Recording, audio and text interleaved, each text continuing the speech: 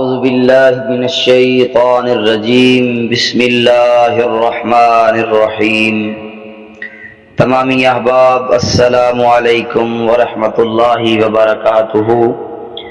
آج کی یہ ویڈیو دل تھام کر دیکھیے گا کہ کس طرح ایک عورت نے اپنے گناہوں سے توبہ کی۔ تو احباب ذی وقار، ایک دن حضرت سخی شہباز قلندر رحمۃ اللہ تعالی علیہ اپنے چند ساتھیوں کے ساتھ ملتان شریف کے باہر جنگل کے اندر ڈیرا لگایا اور وہیں پہ اپنے خیبے نصب فرمائے۔ رمضان المبارک کا یہ مہینہ تھا اور آپ کو اور آپ کے تمام ساتھی روزہ دار تھے۔ افطاری میں ابھی کافی وقت تھا، اس لیے یہ طے پایا کہ روزہ کی افطاری یہیں پر کی جائے گی۔ تو ہوا یوں کہ سب دوستوں نے اپنے اپنے کام ذمے لے لیے۔ کوئی پانی لینے کے لیے نکل پڑا تو کوئی جنگل سے لکڑیاں اکٹھی کرنے کے لیے نکل پڑا۔ تو حضرت سخی لال شہباز قلندر، آپ کے پاس تھوڑی سی گندم تھی جو آپ اسے پسوانے کے لیے شہر کی طرف رخ کرتے ہیں۔ اس دنوں رواج یہ تھا کہ شہر کی عورتیں معاوضہ لے کر گندم کو پیس دیا کرتی تھیں۔ آپ چلتے چلتے چلتے ایک گھر کے دروازے کے سامنے سے گزر رہے تھے کہ ایک عورت کی نگاہ آپ رحمت اللہ تعالی علیہ پر پڑی اور وہ آپ کے حسن کی تاب نہ لاتے ہوئے دروازے پہ پہنچی۔ دروازہ کھولا اور کہا کہ آپ کس مقصد کے لیے آئے ہیں؟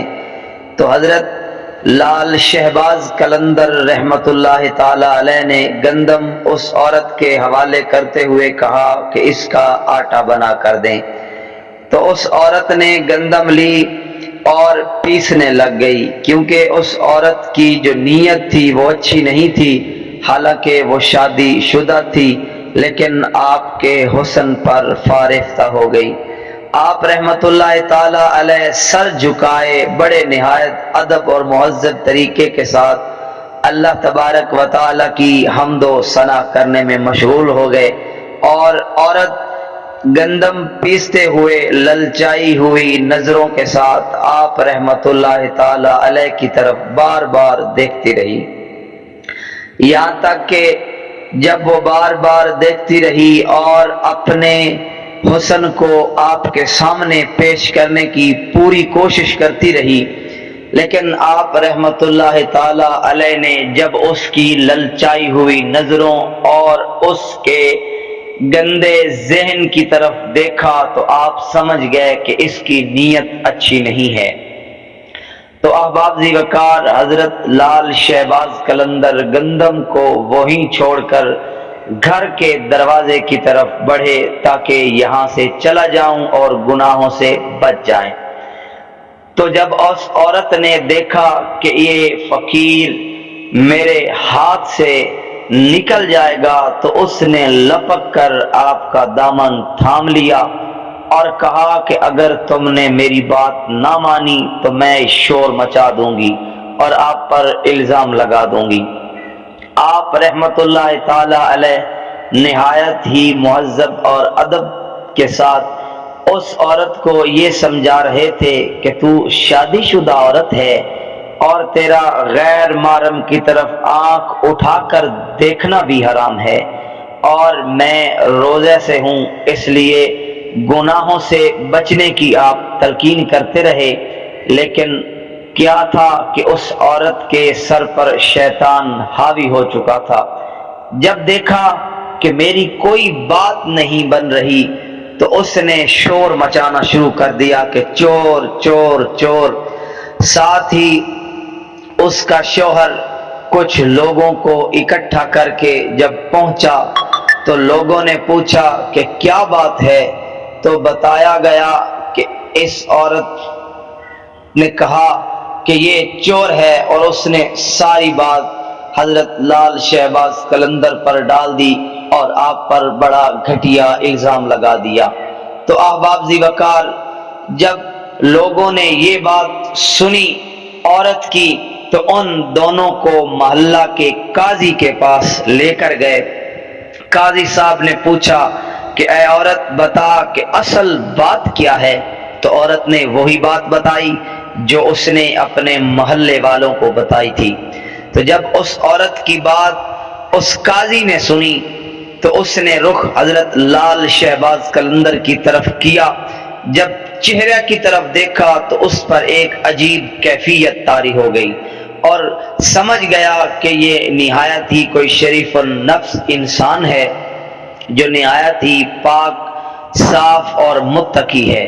آپ نے بڑے مہذب طریقے کے ساتھ آپ رحمت اللہ تعالی علیہ سے بات کرتے ہوئے کہا کہ حضور، یہ جو آپ پر اس عورت نے گھٹیا الزام لگایا ہے، اس سے بچنے کے لیے گواہ پیش کرنا ضروری ہے، ورنہ کوئی چارہ نہیں۔ تو آپ رحمت اللہ تعالی علیہ نے فرمایا کہ ہر عیب و عیوب سے پاک صرف اللہ کی ذات ہے، اور کسی کے پردے کو ظاہر کرنا یہ اچھی بات نہیں ہے۔ اور اگر تم یہی چاہتے ہو کہ میں گواہ پیش کروں حالانکہ میں بے قصور ہوں، تو ٹھیک ہے، میرا گواہ اس عورت کا یہ معصوم چھوٹا بچہ ہے جو اس وقت اپنے بابا کی گود میں ہے، اور اس وقت یہ اپنے پنگھوڑے میں لیٹ کر انگوٹھا چوستے ہوئے ہم سب کی باتوں کو سن رہا تھا، تو یہ میری گواہی دے گا۔ جب آپ رحمت اللہ تعالی علیہ نے یہ بات کی، لوگوں نے آپ کی یہ بات سنی اور حیران ہو گئے، اور قاضی نے کہا کہ اے آدمی، اے بزرگ، کیا چھوٹے بچے بھی کبھی بولتے ہیں؟ تو آپ رحمت اللہ تعالی علیہ نے فرمایا کہ یہ ضرور گواہی دے گا جس طریقے کے ساتھ حضرت عیسیٰ علیہ السلام نے اپنی ماں کے الزام کو بچانے کے لیے، اپنی والدہ کی پاکی بیان کرنے کے لیے پنگھوڑے میں کلام کیا تھا۔ تو آپ رحمت اللہ تعالی علیہ اس بچے کی طرف بڑھے جو اس وقت اپنے بابا کی گود میں تھا۔ وہ شخص اپنے بیٹے کو سامنے لے کر آیا، اور آپ رحمت اللہ تعالی علیہ نے اس بچے کو مخاطب کرتے ہوئے کہا کہ اے معصوم بچے، کلام کر جس طرح اللہ تبارک و تعالیٰ کے عظیم پیغمبر حضرت عیسیٰ علی نبینا علیہ السلام نے پنگھوڑے میں کلام کیا۔ تو اللہ کو حاضر ناظر جان کر یہ بات سب کو بتا کہ تو جب پنگھوڑے میں لیٹا انگوٹھا چوس رہا تھا کہ تیری ماں نے مجھے کیا کہا اور میں نے اسے کیا جواب دیا، قصور کس کا ہے؟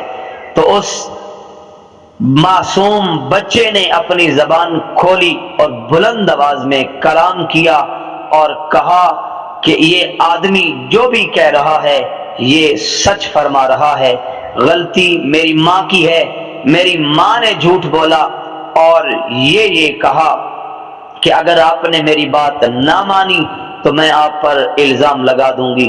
جب اس بچے کا کلام سنا تو تمام لوگوں پر ایک رکت طاری ہو گئی اور حیران پریشان ہو گئے جب آپ رحمت اللہ تعالی علیہ کی گواہی اس معصوم بچے نے دے دی اور اس عورت کا جو گناہ تھا وہ ثابت ہو گیا۔ تو آپ رحمت اللہ تعالی علیہ کے ہاتھوں پر بوسہ اس قاضی نے لیا اور معافی طلب کی، اور وہ عورت آپ کے قدموں میں گر گئی اور معافی مانگی۔ تو اس انداز سے آپ رحمت اللہ تعالی علیہ اس گناہگار عورت کو راہ راست پر لاتے ہوئے وہاں سے رخصت ہو گئے۔ امید کرتے ہیں کہ آج کی یہ ویڈیو آپ کو پسند آئی ہوگی۔ اگر پسند آئی ہے تو اس کو لائک بھی کیجئے اور سبسکرائب بھی کیجئے اور شیئر بھی کر دیجئے۔ جزاکم اللہ و احسن الجزا۔